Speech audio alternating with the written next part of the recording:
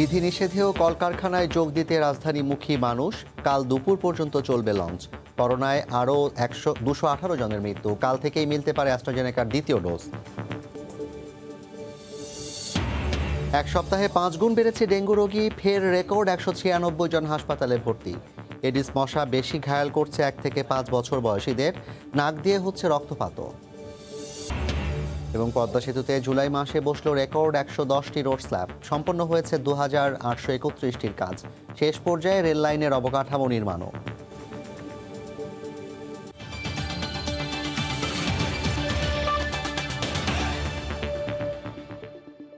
দেখছিলেন শিরোনাম। জনপদে সময়ের সঙ্গে আছি আমি জাফর সাদিক। কঠোর বিধিনিষেধের মধ্যেই কাল থেকে পোশাক ও শিল্প কারখানায় কাজে যোগ দিতে কর্মস্থলে ফিরছেন মানুষ। পাটুরিয়া, দৌলতদিয়া ও শিমুলিয়া বাংলাবাজার নৌ রুটে ঢাকামুখী মানুষের ঢল। স্বাস্থ্যবিধি তোয়াক্কা না করেই কর্মস্থলে ফিরতে মরিয়া হাজার হাজার নারী পুরুষ। সড়কেও বেড়েছে যাত্রীচাপ। পায়ে হেঁটে পিকআপ ও কাভার্ড ভ্যানে করে ছুটছেন গন্তব্যে। এদিকে ঢাকামুখী মানুষের চাপ সামাল দিতে কাল দুপুর পর্যন্ত দক্ষিণ পশ্চিমাঞ্চলের সব জেলায় যাত্রীবাহী লঞ্চ চলাচলের সিদ্ধান্ত নেওয়া হয়েছে। জেলা প্রতিনিধিদের পাঠানো তথ্য ছবি নিয়ে রিপোর্ট।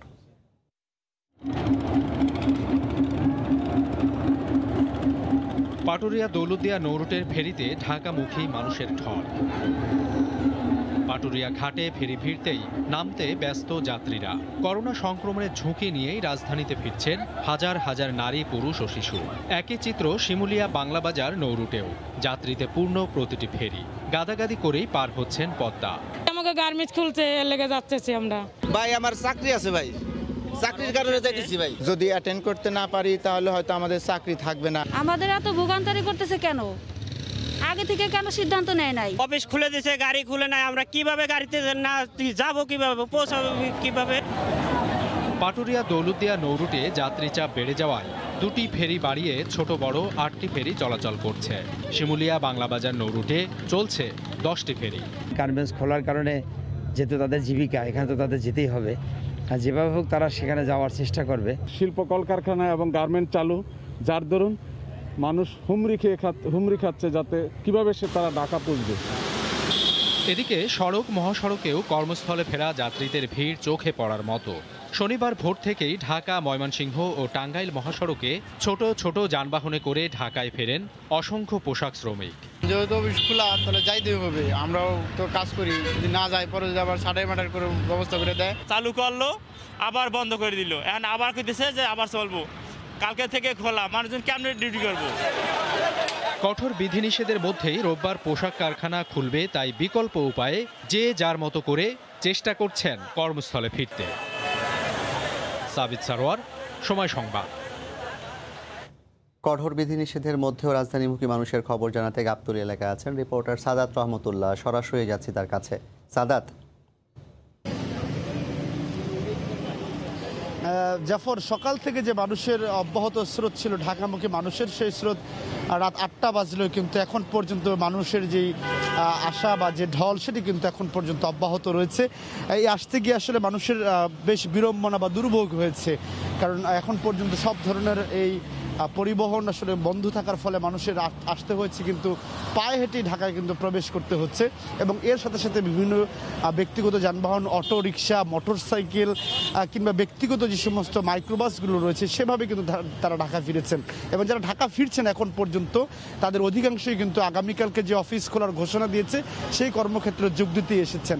আমরা যারা আসছেন তাদের সাথে কথা বলেছিলাম, তারা বলছেন যে আসলে তারা সকাল থেকে রওনা দিয়ে ঢাকায় এসে সন্ধ্যা নাগাদ এসে পৌঁছাতে সক্ষম হয়েছেন। সেক্ষেত্রে তাদেরকে কিন্তু কয়েক গুণ বেশি ভাড়া দিতে হয়েছিল। কিছুক্ষণ আগে একজনের সাথে কথা বলছিলাম, তিনি সুদূর জামালপুর থেকে সাইকেল চালিয়ে কিন্তু ঢাকায় তিনি প্রবেশ করছেন। অর্থাৎ মানুষের যেই স্রোত সেটি কিন্তু এখন পর্যন্ত অব্যাহত রয়েছে। সবার আগামীকালকে যে অফিস রয়েছে সেই অফিসে চাকরিতে জয়েন করার জন্য মূলত শেষ মুহূর্তে তাড়াহুড়া করে তারা ঢাকায় প্রবেশ করেছেন। তারা এত বলছেন যে আসলে এই আসতে গিয়ে তাদের বেশ বিড়ম্বনা বা দুর্ভোগ পোহাতে হচ্ছে।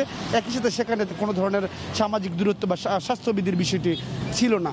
আমরা এর সন্ধ্যার পর থেকে দেখছিলাম যে আসলে যেগুলো ট্রাকগুলো আসলে বিভিন্ন পরিবহন প্রবেশ করছে ঢাকায়, বিশেষ করে যে পণ্যবাহী ট্রাকগুলো রয়েছে সে ট্রাকগুলো করতে করেও কিন্তু ঢাকায় আসছে মানুষ। এখন পর্যন্ত যে ট্রাকগুলো কারওয়ান বাজার বা বিভিন্ন জায়গার উদ্দেশ্য করে আসছে সেসব ট্রাকে করে কিন্তু মানুষের ব্যাপক ঢল নেমেছে। অর্থাৎ এই পরিবহনের জন্য কিন্তু সেখানে যারা উঠছেন সেখানে কিন্তু বেশ গাদাগাদি করে উঠছেন।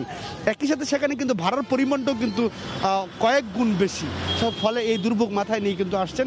একই সাথে আমরা দেখেছি আসলে এই রাজধানীর গুরুত্বপূর্ণ যে চেকপোস্ট রয়েছে সেই চেকপোস্টের আইনশৃঙ্খলা বাহিনীকেও কিন্তু বেশ বেগ পেতে হচ্ছে। আসলে প্রত্যেকটি পরিবহন কিন্তু চেক করে আসলে ঢাকা পার করা আসলে অনেকটা চ্যালেঞ্জ হয়ে দাঁড়িয়েছে তারা বলছেন।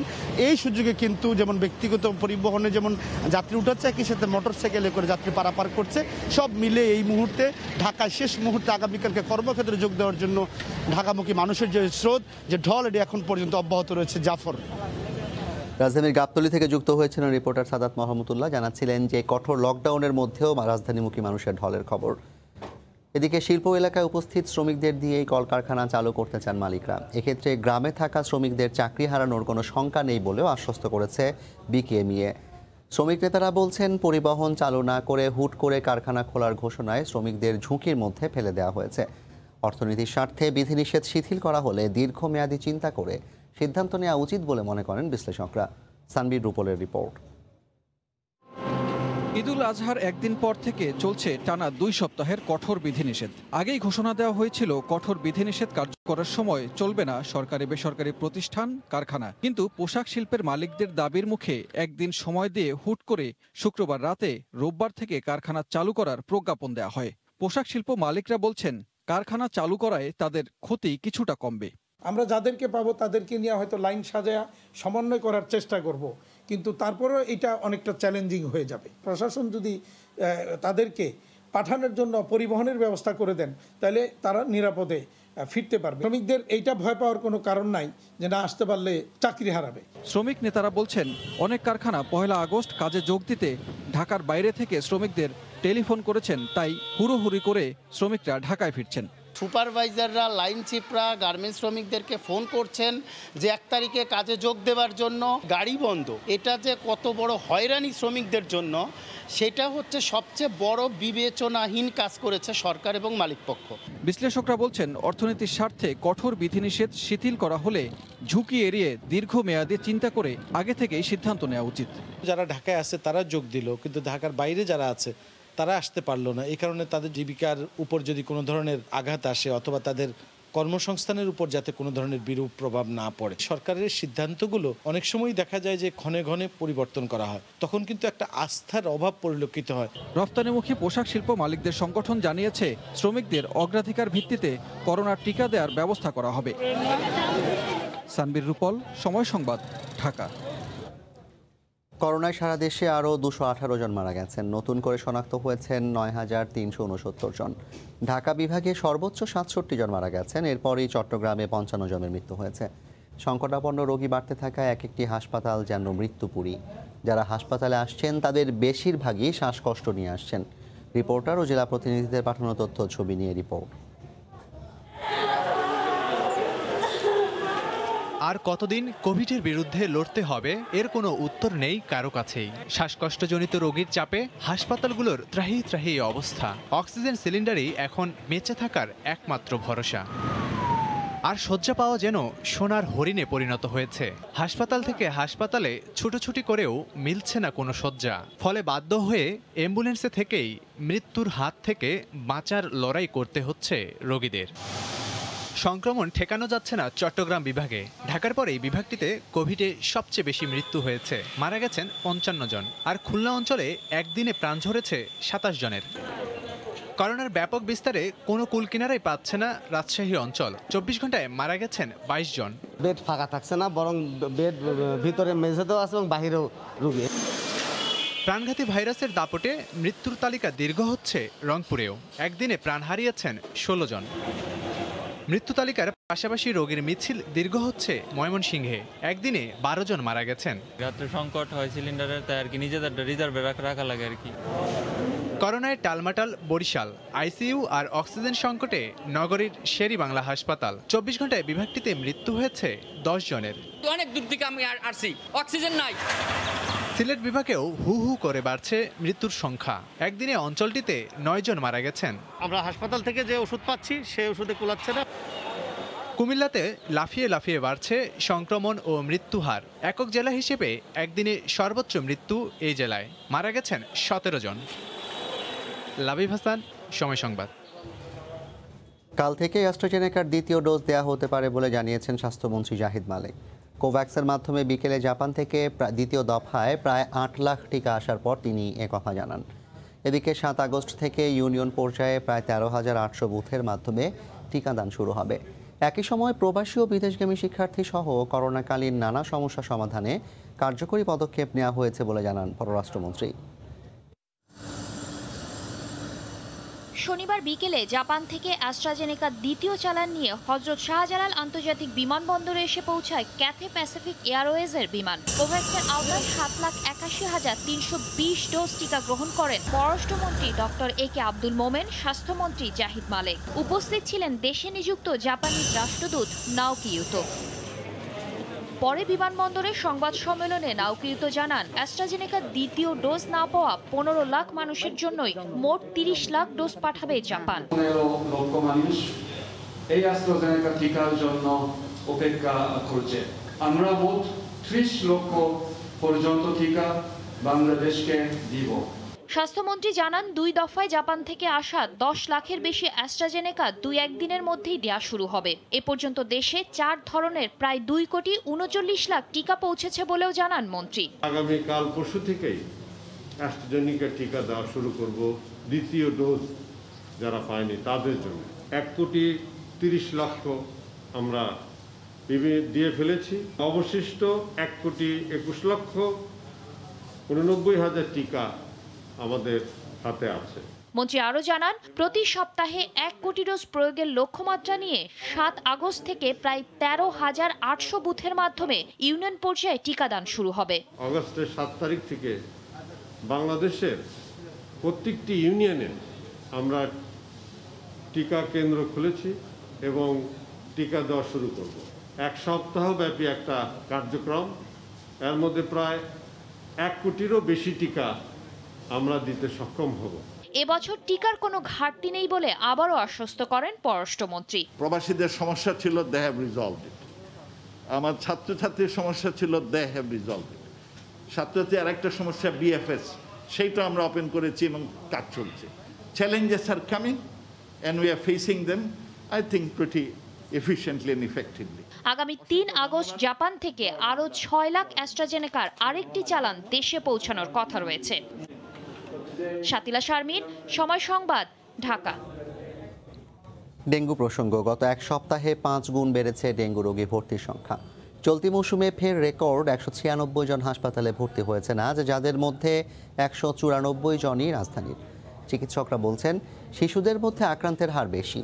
এক্ষেত্রে এডিস মশা বেশি ঘায়াল করছে 1 থেকে 5 বছর বয়সীদের। তোহা খান তামিমের রিপোর্ট।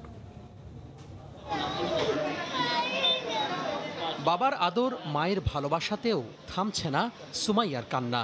নিষ্পাপ এই প্রাণের 3য় জন্মদিন কেটেছে হাসপাতালের বিছানায়। ডেঙ্গু শনাক্ত হওয়ার পরে অবস্থার অবনতি হতে থাকে সুমাইয়ার। জ্বরের পাশাপাশি রক্ত আসে নাক দিয়েও। অবস্থার কিছুটা উন্নতি হলেও রক্তের প্লাটলেট আশানুরূপ হয়নি এখনো। ছোট্ট এই প্রাণের একটাই চাওয়া, হাসপাতালের বাইরে যাবে।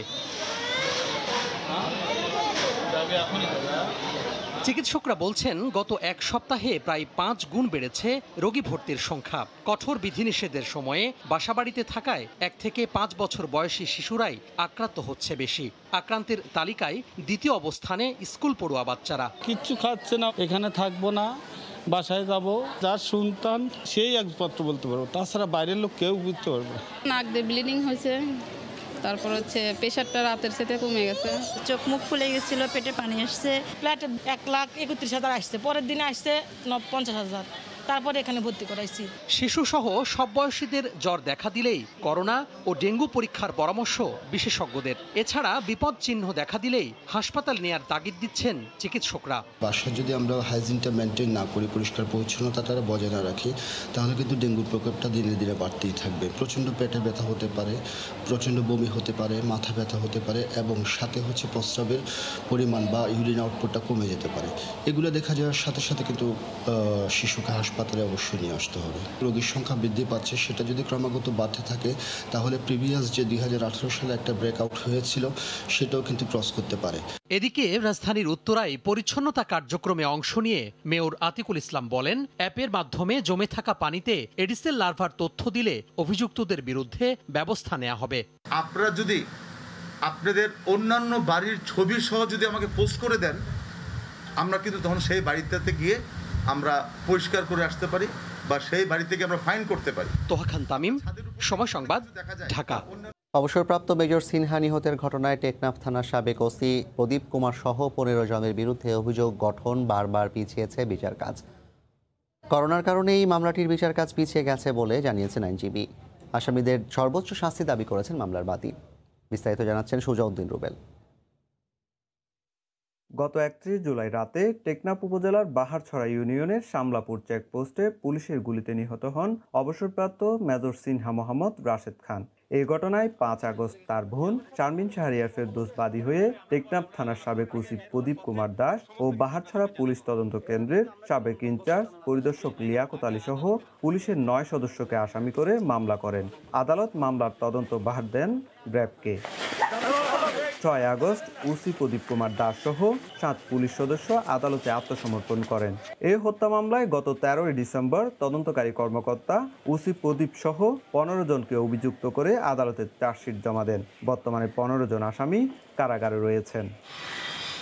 গত 27 জুন মামলার নির্ধারিত দিনে আদালত সাক্ষ্য গ্রহণের দিন ধার্য করে আদেশ দেন, কিন্তু করোনা পরিস্থিতিতে নির্ধারিত দিন 26, 27 ও 28 জুলাই সাক্ষ্য গ্রহণ অনুষ্ঠিত হয়নি। বর্তমান অবস্থায় আমরা খুব আশাবাদী, মামলা মোকদ্দমার অবস্থান যদি চলতে থাকে, অর্থাৎ রেগুলার মামলা চলে, তাহলে আমরা শেষ করতে পারব।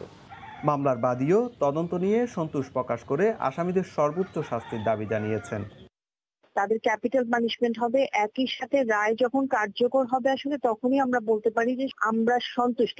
তবে আসামি পক্ষের আইনজীবীর দাবি, মামলার এজাহার ও অভিযোগপত্রে নানা অসঙ্গতি রয়েছে। আমি আসামির পক্ষে বলতে চাই, সে সম্পূর্ণ নিরপরাধ ও নির্দোষ। শুধুমাত্র হয়রানির জন্যই ওসি প্রদীপকে এই মামলায় মিথ্যাভাবে জড়িত করা হয়েছে। এই মামলায় রাষ্ট্রপক্ষের আইনজীবী কোভিড আক্রান্ত হওয়ায় বক্তব্য পাওয়া যায়নি। সুজাউদ্দিন রুবেল, সময় সংবাদ, কক্সবাজার। করোনার মধ্যেও দ্রুত গতিতে এগিয়ে যাচ্ছে পদ্মা সেতুর কর্মযজ্ঞ। 110টি রোড স্ল্যাব বসানোর মধ্য দিয়ে জুলাই মাসে রেকর্ড হয়েছে। এ নিয়ে 2831টি রোড স্ল্যাব বসে গেছে। এছাড়া রেলের সুপার স্ট্রাকচার নির্মাণ শেষ পর্যায়ে এখন।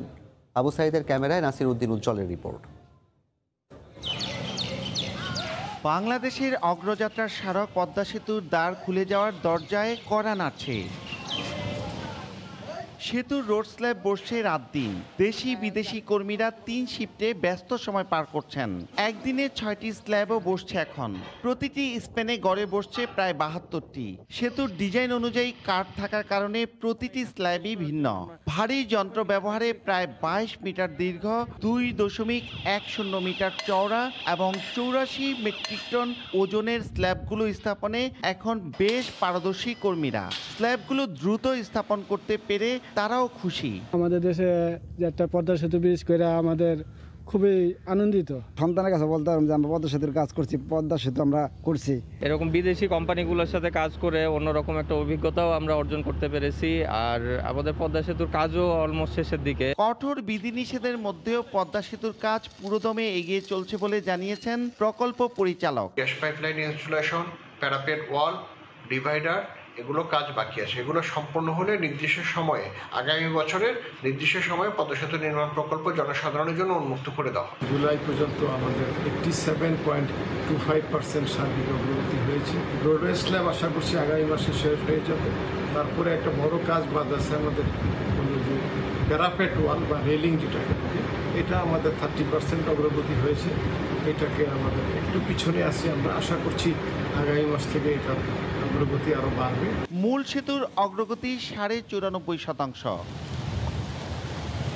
স্বপ্নের পদ্মা সেতুর সড়ক পথের 2917টি রোড স্ল্যাবের মধ্যে বাকি মাত্র 86টি। চলতি মাসেই এই স্ল্যাব বসানোর পর আগামী সেপ্টেম্বর থেকে পুরো সেতুতে শুরু হবে কার্পেটিং। মুন্সিগঞ্জের মা থেকে নাসিরউদ্দিন উজ্জ্বল, সময় সংবাদ। বঙ্গোপসাগরে নিম্নচাপের প্রভাবে অতিবৃষ্টিতে তলিয়ে গেছে নিম্নাঞ্চল সাতক্ষীরার। এতে পানিবন্দী হয়ে পড়েছে শত শত পরিবার, ভেসে গেছে মাছের ঘের, ফসলি জমি। পানি সরাতে ঘের মালিকদের নির্দেশনা দেওয়ার কথা জানায় জেলা প্রশাসন। মমতাজ আহমদ বাপির তথ্য ও ছবি নিয়ে রিপোর্ট। সাতক্ষীরা পৌরসভা ও শ্যামনগর, কালীগঞ্জ, আশাশুনি সহ জেলার 7টি উপজেলার বেশিরভাগ এলাকাই এখন পানির নিচে। স্থানীয়দের আশঙ্কা, পানি দ্রুত সরে যাওয়ার ব্যবস্থা না থাকায় দীর্ঘ সময় ধরে ভোগান্তি পোহাতে হবে তাদের। বাচ্চাগুলো থাকা নিয়ে অসুবিধা আছে, পোকামাকড় আছে, জলে ভাসতেছি, রান্না খাওয়ার খুব অসুবিধা। কি করে চলবো, কি করে বেড়াবো, এখন পথে কাটা পানি। সাতক্ষীরা জেলায় পানি নিষ্কাশনের সুব্যবস্থা করে সরকারের, এই মধ্যে আমরা কামনা করছি। জেলা কৃষি ও মৎস্য বিভাগের তথ্য মতে 1700 হেক্টর জমির বীজতলা ও 860 হেক্টর জমির রোয়া ধান এবং পাটের ক্ষেত তলিয়ে গেছে। আর ভেসে গেছে 12,065 হেক্টর জমিতে 19,459টি মাছের ঘেরের প্রায় 53 কোটি টাকার মাছ। লোকসানের পাশাপাশি ঋণ ও অন্যান্য দেনা পরিশোধের দুশ্চিন্তায় তারা। ঘের সব ডুবে গেছে, বহু টাকার মাছ মানুষের নষ্ট হয়ে গেছে। 6 লাখ টাকা লোন নেওয়া আছে ব্র্যাকেট থেকে, এখন আমি কি করব, সব ঘেরটার বেশি গেছে। এদিকে জেলা প্রশাসনের পর্যবেক্ষণ, অপরিকল্পিত ড্রেনেজ ব্যবস্থা ও নিষ্কাশনের পথ বন্ধ করে চিংড়ি ঘের বানানো হয়েছে বেশিরভাগ জায়গায়, তাই পানি সরতে সমস্যা হয়। জনস্বার্থে আমরা এই নেট পাটাগুলো অপসারণ করব এবং অবৈধভাবে স্থাপিত নেট পাটা স্থাপনকারীদের বিরুদ্ধে আমরা আইনানুগ ব্যবস্থা নিব এবং এই বিষয়ে কোনো রকম ছাড় দেওয়া হবে না। শুধু পানি অপসারণই নয়, খাবার, বিশুদ্ধ পানি সরবরাহ, প্রয়োজনীয় চিকিৎসা সহ কৃষি ও ঘেরের লোকসান কাটাতে ঋণ এবং প্রণোদনার দাবি স্থানীয়দের। সময় সংবাদ, সাতক্ষীরা। এদিকে মুন্সিগঞ্জের পূর্ব হাসাইলে পদ্মার আকস্মিক ভাঙন ঠেকাতে কাজ শুরু করেছে পানি উন্নয়ন বোর্ড। আপাতত জিও ব্যাগ ফেলে ভাঙন ঠেকানোর চেষ্টা করা হচ্ছে। স্থায়ী বাঁধ নির্মাণের দাবি গ্রামবাসীর। নাসিরউদ্দিন উজ্জ্বলের আরও একটি রিপোর্ট।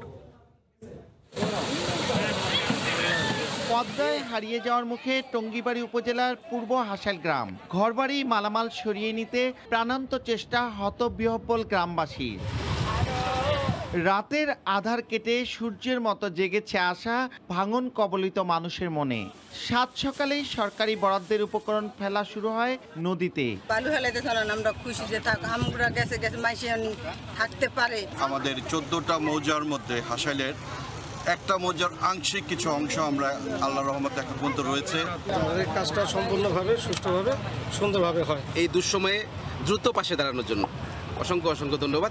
ভাঙন রোধে আপৎকালীন ব্যবস্থা হিসেবে 90 লাখ টাকার অনুমোদন দিয়েছে মন্ত্রণালয়।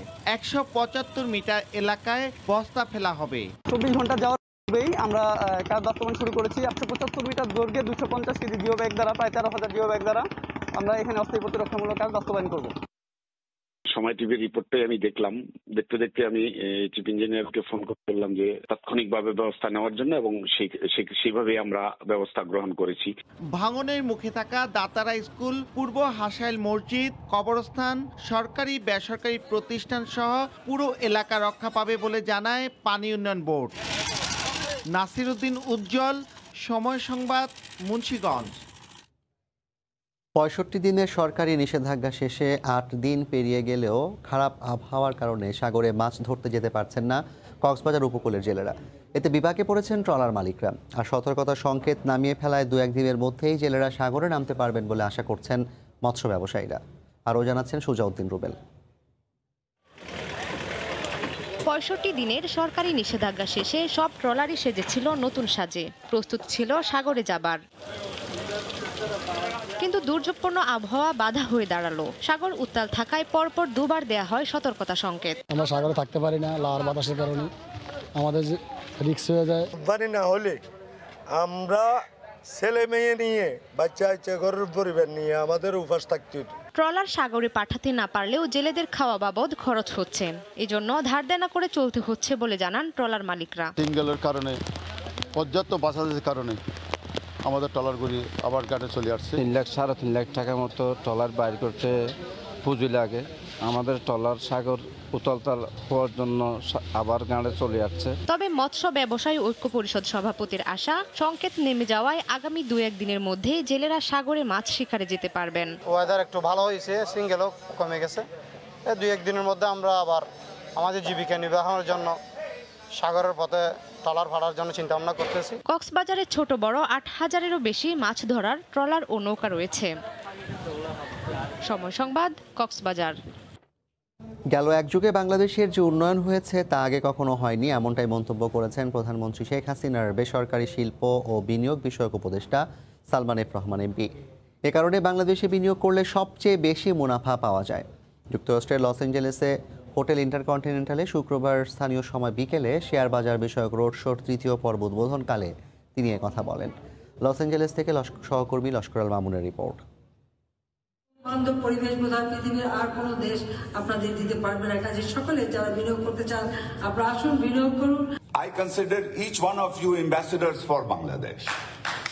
বিদেশি বিনিয়োগের আহ্বান জানিয়ে প্রধানমন্ত্রী শেখ হাসিনার বেসরকারি শিল্প ও বিনিয়োগ বিষয়ক উপদেষ্টা সালমান এফ রহমান এমপি বলেন, বাংলাদেশ এখন বিনিয়োগের এক অপার সম্ভাবনাময় অঞ্চল। The rise of Bengal tiger, potentials of trade and investment in Bangladesh শীর্ষক 3য় পর্বের এই রোড শোতে তিনি আরও বলেন, দেশের অর্থনীতির প্রবৃদ্ধি অনেক ভালো। স্টেট ডিপার্টমেন্টের সাথে কথা বলেছি, আমি সেখানে অনুরোধ করেছি যে ভ্যাকসিনের বাংলাদেশে যেন আমরা উৎপাদন করতে পারি, সেটা ওনারা যেন আমাদেরকে সাহায্য করে। যুক্তরাষ্ট্রের লস অ্যাঞ্জেলেসের রোড শোর 3য় পর্বের বিভিন্ন প্রাতিষ্ঠানিক ও ব্যক্তি বিনিয়োগকারী ও স্টেক হোল্ডাররা অংশ নেন। আমরা সবাই এক যুগে বাংলাদেশে ইনভেস্টমেন্ট করতে চাই, সেই ক্ষেত্রে আমি সরকারের সহযোগিতা কামনা করছি। এই রোড শোর প্ল্যান হচ্ছে বাংলাদেশ কান্ট্রি ব্র্যান্ডিং করা এবং বিনিয়োগকারীদেরকে আশ্বস্ত করা বাংলাদেশে বিনিয়োগ কতটুকু সেফ। সপ্তাহব্যাপী যুক্তরাষ্ট্রের 4টি বড় শহরে এই রোড শোর সহযোগী হিসেবে থাকছে ওয়ালটন, ইস্টার্ন ব্যাংক, নগদ আর অ্যামচ্যাম। আগামী 2রা আগস্ট সান ফ্রান্সিসকোর সিলিকন ভ্যালিতে পুঁজিবাজারের বিষয়ক এই রোড শোর 4র্থ ও শেষ পর্ব অনুষ্ঠিত হবে। বঙ্গবন্ধুর জন্ম শতবার্ষিকী এবং স্বাধীনতার রজত জয়ন্তীতে যুক্তরাষ্ট্রে বিনিয়োগ ও বাণিজ্যের এই রোড শো বিশ্ব দরবারে বিশ্ব অর্থনীতিতে বাংলাদেশ এক উদীয়মান তারা হিসেবে উল্লেখ করেছেন সকলে। সেদিন বেশি দূরে নয় যেদিন বাংলাদেশের অর্থনীতি হবে এক উন্নত দেশের মতোই, এমনটাই প্রত্যাশা সকলের। লস্কর আল মামুন, সময় সংবাদ, হোটেল ইন্টারকন্টিনেন্টাল, লস অ্যাঞ্জেলেস। জানিয়ে দিচ্ছি জনপদের সময় শিরোনামগুলো। বিধিনিষেধেও কলকারখানায় যোগ দিতে রাজধানীমুখী মানুষ, কাল দুপুর পর্যন্ত চলবে লঞ্চ। করোনায় আরও 218 জনের মৃত্যু, কাল থেকেই মিলতে পারে অ্যাস্ট্রাজেনেকার 2য় ডোজ।